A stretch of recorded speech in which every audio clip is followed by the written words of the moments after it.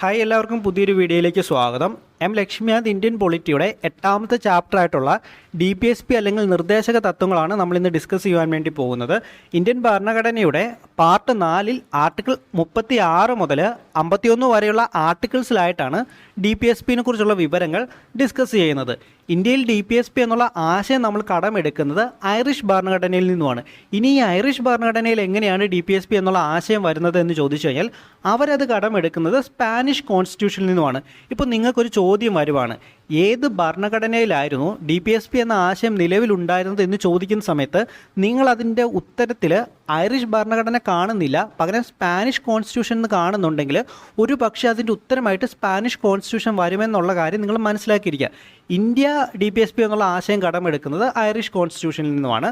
Irish ഭരണഘടനയിലേക്ക് ഇത് വരുന്നത് Spanish ഭരണഘടനയിൽ നിന്നുമാണ്. അപ്പോൾ ആ വന്ന ഓർഡർ ഒന്ന് നിങ്ങൾ മനസ്സിലാക്കിയിരിക്കുന്നത് നല്ലതായിരിക്കും. ഡോക്ടർ BR അംബേദ്കറുടെ അഭിപ്രായത്തിൽ DPSP എന്നുള്ളത് ഇന്ത്യൻ ഭരണഘടനയുടെ ഏറ്റവും നോവലായിട്ടുള്ളൊരു ഫീച്ചറാണ്. നമ്മുടെ നിർദ്ദേശക തത്വങ്ങളും അതിൻ്റെ കൂടെ തന്നെ മൗലിക അവകാശങ്ങളും DPSP along with the fundamental rights നമ്മളിത് വായിച്ച് നോക്കുന്ന സമയത്ത് ഇന്ത്യൻ ഭരണഘടനയുടെ ആത്മാവ് എന്താണ്, അല്ലെങ്കിൽ അതിൽ ഉൾക്കൊണ്ടിരിക്കുന്ന ഫിലോസഫി എന്താണെന്നുള്ളത് നമുക്ക് വളരെ വ്യക്തമായിട്ട് മനസ്സിലാക്കുവാനായിട്ട് സാധിക്കും. ഈ DPSPനെ കുറിച്ചും ഫണ്ടമെൻ്റൽ റൈറ്റ്സിനെയും കൂടി കൂട്ടി ഗ്രാൻവിൽ ഓസ്റ്റിൻ ഡിസ്ക്രൈബ് ചെയ്യുന്നത് ഇങ്ങനെയാണ്: the concerns of the Indian constitution എന്നാണ് പറയുന്നത്. DPSPനെയും ഫണ്ടമെൻ്റൽ റൈറ്റ്സിനെയും കൂടി ചേർത്ത് ഗ്രാൻവിൽ ഓസ്റ്റിൻ പറയുന്നത് concerns of the Indian constitution എന്നാണ്.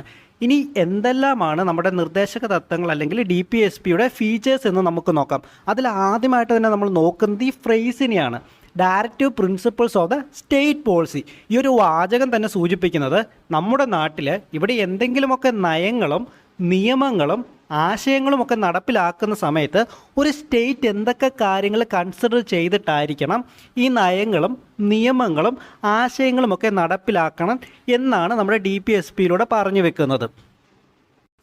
സ്റ്റേറ്റ് ഇവിടെ നടപ്പിലാക്കാൻ ഉദ്ദേശിച്ചിട്ടുള്ള ലെജിസ്ലേറ്റീവും എക്സിക്യൂട്ടീവും അഡ്മിനിസ്ട്രേറ്റീവുമായിട്ടുള്ള കാര്യങ്ങളിൽ ഭരണഘടനാപരമായിട്ട് കൊടുക്കുന്ന ഇൻസ്ട്രക്ഷൻസ് അല്ലെങ്കിൽ റെക്കമെൻഡേഷൻസ് ആണ് DPSP എന്നുള്ളതുകൊണ്ട് ഉദ്ദേശിക്കുന്നത് എന്നും നമുക്ക് പറയാം.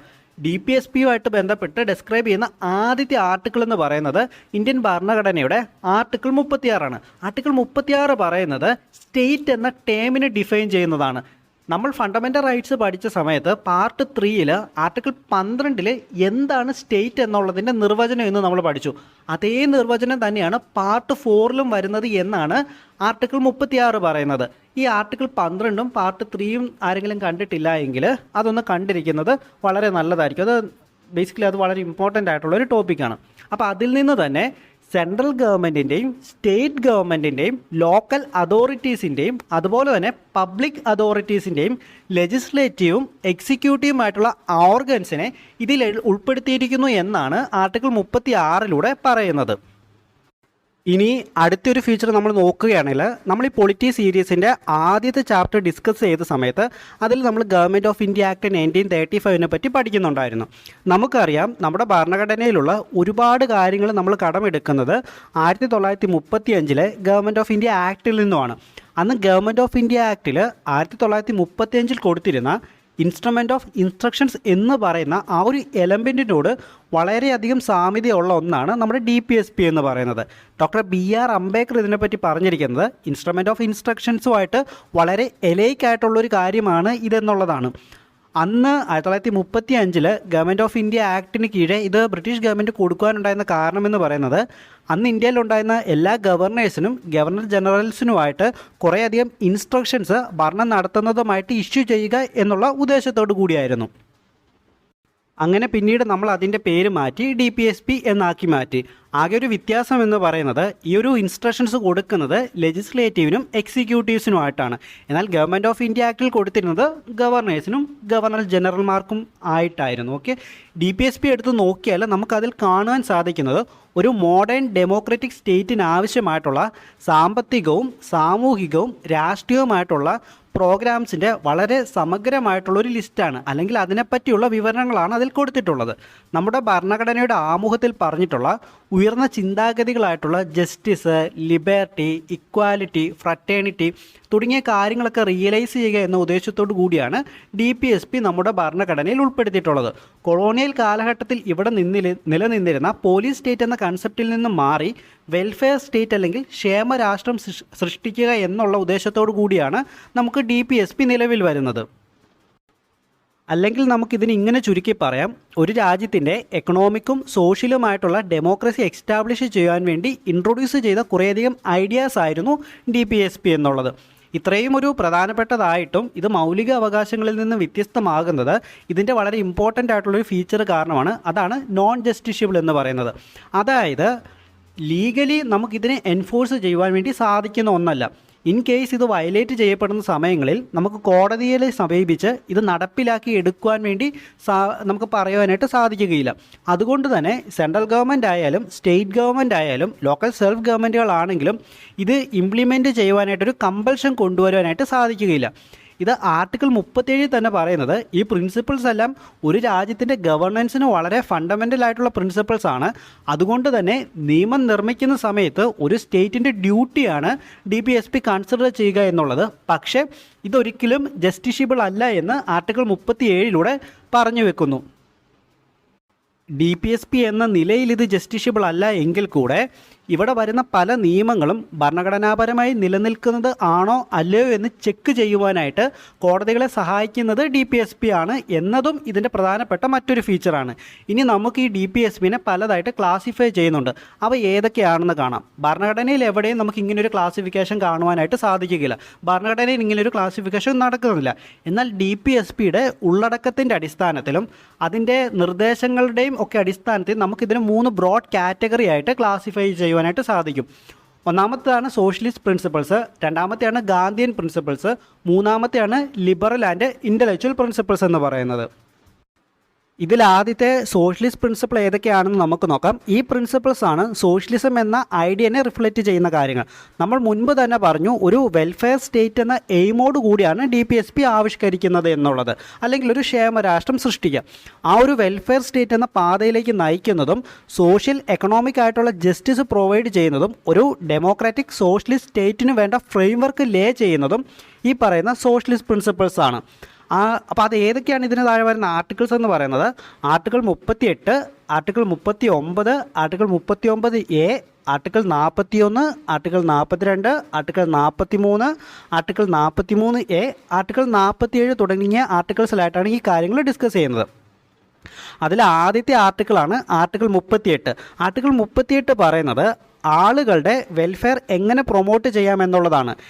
ഇവിടെ ഇൻകം സ്റ്റാറ്റസ്, ഓപ്പർച്യൂണിറ്റീസ്, അങ്ങനെ അനേകം കാര്യങ്ങളിൽ ഇന്നീക്വാലിറ്റീസ് നിലനിൽക്കുന്നുണ്ടെന്നുള്ളതും അവ മിനിമൈസ് ചെയ്തുകൊണ്ട് ആളുകളുടെ സോഷ്യലും എക്കണോമിക്കും പൊളിറ്റിക്കലുമായിട്ടുള്ള ജസ്റ്റിസ് പ്രൊവൈഡ് ചെയ്തുകൊണ്ടും സെക്യൂർ ചെയ്തുകൊണ്ടും ആൾക്കാരുടെ വെൽഫെയർ പ്രൊമോട്ട് ചെയ്യണമെന്നുള്ളതാണ് ആർട്ടിക്കിൾ 38 പറയുന്നത്. ഇതുമായി ബന്ധപ്പെട്ട അടുത്ത ആർട്ടിക്കിളാണ് ആർട്ടിക്കിൾ 39 എന്ന് പറയുന്നത്. ആർട്ടിക്കിൾ 39 6 സോഷ്യലിസ്റ്റ് പ്രിൻസിപ്പിൾസാണ് മുന്നോട്ട് വെക്കുന്നത്. അതിൽ ഒന്നാമത്തെ പ്രിൻസിപ്പിൾ എന്ന് പറയുന്നത് എല്ലാ സിറ്റിസൺസിനും വേണ്ട അഡ്യൂക്കേറ്റ് ആയിട്ടുള്ള ലിവ്ലിഹുഡിന് വേണ്ട കാര്യം സെക്യൂർ ചെയ്യണമെന്നുള്ളതാണ്. രണ്ടാമത്തെ പ്രിൻസിപ്പിൾ എന്ന് പറയുന്നത് പൊതുവായ ആവശ്യങ്ങൾക്കല്ലെങ്കിൽ പൊതുവായ നന്മയെ കരുതിയുള്ള കാര്യങ്ങൾക്ക് വേണ്ടി ഇവിടെയുള്ള മെറ്റീരിയൽ റിസോഴ്സസ് ഇക്വിറ്റബിൾ ആയിട്ടുള്ള രീതിയിൽ ഡിസ്ട്രിബ്യൂട്ട് ചെയ്യണം എന്നുള്ള കാര്യം എൻഷുർ ചെയ്യണം എന്നുള്ളതാണ്. മൂന്നാമത്തെ പ്രിൻസിപ്പിൾ എന്ന് പറയുന്നത് മീൻസ് ഓഫ് പ്രൊഡക്ഷൻ്റെയും കോൺസെൻട്രേഷൻ ഓഫ് വെൽത്തും പ്രിവെൻറ്റ് ചെയ്യണമെന്നുള്ളതാണ്. നമുക്കറിയാം സോഷ്യലിസം എന്ന് പറയുന്ന ഐഡിയ തന്നെ അതാണ്. എല്ലാവർക്കും എല്ലാം തുല്യമായിട്ട് ലഭിക്കണം. ചിലർക്ക് മാത്രമായിട്ട് സമ്പത്ത് കുമിഞ്ഞു കൂടുകയും അവരതിസമ്പന്നരാകുകയും ബാക്കിയുള്ള പോവേർട്ടിയിലേക്കും പോകുന്ന സാഹചര്യങ്ങൾ ഉണ്ടാകുവാൻ പാടില്ല എന്നാണ് പറയുന്നത്. അതുപോലെ തന്നെ മീൻസ് ഓഫ് പ്രൊഡക്ഷൻ്റെ കാര്യവും ഏകദേശം അതുപോലെയൊക്കെ തന്നെ എല്ലാവർക്കും ഈക്വൽ ആയിട്ടുള്ള രീതിയിൽ ലഭിക്കുന്ന രീതിയിലുള്ള സാഹചര്യങ്ങൾ എൻഷുർ ചെയ്യണമെന്നുള്ളതാണ്. ഇനി നാലാമത്തെ പ്രിൻസിപ്പിൾ എന്ന് പറയുന്നത് സ്ത്രീകൾക്കും പുരുഷന്മാർക്കും തുല്യ ജോലിക്ക് തുല്യമായിട്ടുള്ള വേതനം നൽകണമെന്നുള്ളതാണ്. ഇത് വളരെ ഇമ്പോർട്ടൻ്റ് ആയിട്ടുള്ളൊരു കാര്യമാണ്. എപ്പോഴും നിങ്ങൾ എക്സാമിന് ചോദിക്കുന്ന ഒരു കാര്യമാണ്. സ്ത്രീകൾക്കും പുരുഷന്മാർക്കും തുല്യ ജോലിക്ക് തുല്യമായ വേതനം നൽകണമെന്നുള്ളത് DPSPയുടെ ഏത് ആർട്ടിക്കിളിലാണ് പറയുന്നത് എന്നുള്ളത്. അത് ആർട്ടിക്കിൾ 39 എന്നുള്ളത് നിങ്ങൾ മനസ്സിലാക്കിയിരിക്കുക. അടുത്തത് 5ാമത്തെ പ്രിൻസിപ്പിളായിട്ട് പറയുന്നത് ഫോഴ്സിബിൾ ആയിട്ടുള്ള അബ്യൂസിനെതിരായിട്ട് ജോലി ചെയ്യുന്ന ആളുകളുടെയും കുട്ടികളുടെയും സ്ട്രെങ്തും ഹെൽത്തും സംരക്ഷിക്കപ്പെടേണ്ട ഉത്തരവാദിത്വം സ്റ്റേറ്റ് കൺസിഡർ ചെയ്തിരിക്കണം എന്നുള്ളതാണ്. 6ാമത്തെ പ്രിൻസിപ്പിളായിട്ട് പറയുന്നത് കുട്ടികളുടെ ഹെൽത്തി ഡെവലപ്മെൻറ്റിന് വേണ്ടുന്ന ഓപ്പർച്യൂണിറ്റീസ് സ്റ്റേറ്റ് പ്രൊവൈഡ് ചെയ്തിരിക്കണം എന്നുള്ളതാണ്. അപ്പോൾ ഈ 6 കാര്യങ്ങളാണ് ഇതിനകത്ത് ബേസിക്കായിട്ട് പറയുന്നത്. ഇനി അടുത്ത ആർട്ടിക്കിൾ എന്ന് പറയുന്നത് ആർട്ടിക്കിൾ 39A ആണ്. അപ്പോൾ ആർട്ടിക്കിൾ 39Aയിൽ പറഞ്ഞിരിക്കുന്നത് ദരിദ്രരായിട്ടുള്ള വ്യക്തികൾക്ക് സൗജന്യ നിയമസഹായം നൽകിയിരിക്കണം എന്നുള്ളതാണ്. എല്ലാവർക്കും തുല്യമായി നീതി ലഭിക്കേണ്ടതുണ്ട്. അതുകൊണ്ട് തന്നെ അത് പ്രൊമോട്ട് ചെയ്യുവാനായിട്ട് പണമില്ല എന്നുള്ള പേരിൽ അവർക്ക് നീതി നിഷേധിക്കുവാനായിട്ട് പാടില്ല. അതുകൊണ്ട് തന്നെ എല്ലാവർക്കും ഫ്രീ ലീഗൽ എയ്ഡ് ലഭിച്ചിരിക്കണം എന്ന് പറയുന്ന ആർട്ടിക്കിളാണ് ഇന്ത്യൻ ഭരണഘടനയുടെ ആർട്ടിക്കിൾ 39A. അപ്പോൾ ഫ്രീ ലീഗൽ എയ്ഡ് ലഭിക്കണം എന്ന് പറയുന്ന ആർട്ടിക്കിൾ ഏതാണെന്ന് ചോദിക്കുന്ന സമയത്ത് ആർട്ടിക്കിൾ 39A ആണെന്ന് നിങ്ങൾ പഠിച്ചിരിക്കണം. ഇതും വളരെ പ്രധാനപ്പെട്ട ഒരു ആർട്ടിക്കിളാണ്. ഇനി അടുത്തതായിട്ട് നമ്മൾ ഡിസ്കസ് ചെയ്യുന്ന ആർട്ടിക്കിളാണ് ആർട്ടിക്കിൾ 41. അപ്പോൾ ഇതിനിടയ്ക്ക് വന്ന ആർട്ടിക്കിൾ 40 എവിടെ പോയി? ആർട്ടിക്കിൾ 40 എന്ന് പറയുന്നത് ഗാന്ധിയൻ പ്രിൻസിപ്പിളാണ്. അത് നമ്മൾ ഗാന്ധിയൻ പ്രിൻസിപ്പിൾസ് ഡിസ്കസ് ചെയ്യുന്ന സമയത്ത് പഠിക്കാം. നമുക്ക് ഇപ്പോൾ പഠിക്കുന്നത് സോഷ്യലിസ്റ്റ് പ്രിൻസിപ്പിൾസ് ആണ്. അപ്പം ആർട്ടിക്കിൾ 41 എന്ന് പറയുന്നത് ഓരോ വ്യക്തിക്കും വിദ്യാഭ്യാസം ലഭിക്കുവാനും അതുപോലെ തന്നെ ഇഷ്ടമുള്ള ജോലി ചെയ്യുവാനുള്ള അവകാശങ്ങൾ ഉറപ്പുവരുത്തുക എന്നുള്ളതാണ്. പിന്നീട് അൺഎംപ്ലോയ്ഡ് ആയിട്ടുള്ള അവസ്ഥയിലും ഓൾഡ് ഏജ്, രോഗം വരിക, ഡിസബിലിറ്റീസ് ഉണ്ടാവുക, ഇത്തരത്തിലുള്ള സാഹചര്യങ്ങളിൽ പബ്ലിക് അസിസ്റ്റൻസ് സെക്യൂർ ചെയ്യുക തുടങ്ങിയ കാര്യങ്ങളാണ് ആർട്ടിക്കിൾ 41 ഡിസ്കസ് ചെയ്യുന്നത്. പിന്നീട് നമ്മൾ പഠിക്കുന്ന അടുത്ത ആർട്ടിക്കിളാണ് ആർട്ടിക്കിൾ 42 എന്ന് പറയുന്നത്.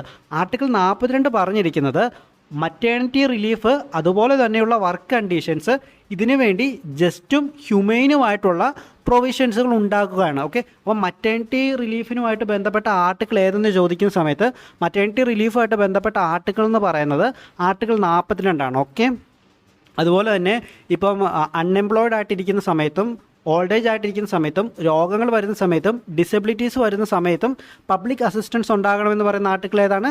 അത് ആർട്ടിക്കിൾ 41. ഇതൊക്കെ നിങ്ങൾക്ക് ചോദിക്കും കേട്ടോ. അപ്പോൾ ഇതുപോലെ തന്നെ നിങ്ങൾ നന്നായിട്ട് മനസ്സിലാക്കിയിരിക്കേണ്ടത് വളരെ അത്യാവശ്യമായിട്ടുള്ള കാര്യമാണ്. പിന്നീട് നമ്മൾ പരിശോധിക്കുന്ന അടുത്ത ആർട്ടിക്കിളാണ് ആർട്ടിക്കിൾ 43 എന്ന് പറയുന്നത്. ആർട്ടിക്കിൾ 43 ഡിസ്കസ് ചെയ്യുന്നത് ജോലി ചെയ്യുന്ന എല്ലാ ആളുകളുടെയും സോഷ്യലും അതുപോലെ തന്നെ കൾച്ചറലുമായിട്ടുള്ള അവസരങ്ങൾ ഒരുപോലെ ലഭിക്കുവാനും അവരുടെ സ്റ്റാൻഡേർഡ് ഓഫ് ലിവിങ് മാന്യമായി നിലനിർത്തുവാനും കൂടാതെ കുറഞ്ഞ ലീവിങ് ഏജ് അല്ലെങ്കിൽ വരുമാനം അവർക്ക് ലഭിക്കുവാനും വേണ്ട കാര്യങ്ങൾ ഉറപ്പുവരുത്തണമെന്നുള്ളതാണ്. പിന്നീട് നമ്മൾ നോക്കുന്ന കാര്യം ആർട്ടിക്കിൾ 43 സബ് ക്ലോസ് എ ആണ്. ആർട്ടിക്കിൾ 43 സബ് ക്ലോസ് എ എന്താണ് പറയുന്നത്? ഇൻഡസ്ട്രീസ് മാനേജ് ചെയ്യുവാനായിട്ട് വർക്കേഴ്സിൻ്റെ പാർട്ടിസിപ്പേഷൻ സെക്യൂർ ചെയ്യണമെന്നും കൂടാതെ അതിനുള്ള പ്രവർത്തനങ്ങൾ ഗവൺമെൻറ് എടുക്കുകയും വേണമെന്നുള്ളതാണ് 43 സബ് ക്ലോസ് എയിലൂടെ പറയുന്നത്. പിന്നീട് സോഷ്യലിസ്റ്റ് പ്രിൻസിപ്പിൾസുമായിട്ട് ബന്ധപ്പെട്ട് നമ്മൾ പഠിക്കുന്ന അവസാനത്തെ ആർട്ടിക്കിളാണ് ആർട്ടിക്കിൾ 47 എന്ന് പറയുന്നത്. ആർട്ടിക്കിൾ 47 പറയുന്നത് ജനങ്ങളുടെ ന്യൂട്രീഷൻ ലെവൽ ഉയർത്തണമെന്നും അതുപോലെ തന്നെ സ്റ്റാൻഡേർഡ് ഓഫ് ലിവിങ് ഉയർത്തിക്കൊണ്ട് പബ്ലിക് ഹെൽത്ത് ഇംപ്രൂവ് ചെയ്യണമെന്നുള്ളതുമാണ് ആർട്ടിക്കിൾ 47 പറയുന്നത്. അത് പൊതുജന ആരോഗ്യം സംരക്ഷിക്കപ്പെടണം എന്ന് പറയുന്ന ആർട്ടിക്കിൾ ഏതാണെന്ന് ചോദിക്കുന്ന സമയത്ത് ആർട്ടിക്കിൾ 47. ഇത്രയും കാര്യങ്ങളാണ് നമ്മൾ സോഷ്യലിസ്റ്റ് പ്രിൻസിപ്പിൾസിനകത്ത് വരുന്നത്. അടുത്ത ക്ലാസ് മുതൽ നമുക്ക് ഗാന്ധിയൻ പ്രിൻസിപ്പിൾസ് നോക്കാം. അപ്പോൾ ഇതോടുകൂടി ഈ ഒരു ക്ലാസ് കംപ്ലീറ്റ് ആവുകയാണ്. നമ്മുടെ DPSPയുടെ അടുത്ത കാര്യങ്ങൾ അടുത്ത പാർട്ടിൽ നമുക്ക് നോക്കാം. അതിന് മുമ്പേ നമ്മുടെ വളരെ ചെറിയൊരു ചാനലാണ്. ആരെങ്കിലും ചാനൽ സബ്സ്ക്രൈബ് ചെയ്തിട്ടില്ലെങ്കിൽ സബ്സ്ക്രൈബ് ചെയ്ത് ഹെൽപ്പ് ചെയ്യണം. അതുപോലെ തന്നെ വീഡിയോയ്ക്കകത്ത് എന്തെങ്കിലും പോരായ്മകളുണ്ടെങ്കിൽ ഡെഫിനറ്റ്ലി നിങ്ങളത് കമൻറ്റ് ചെയ്യണം.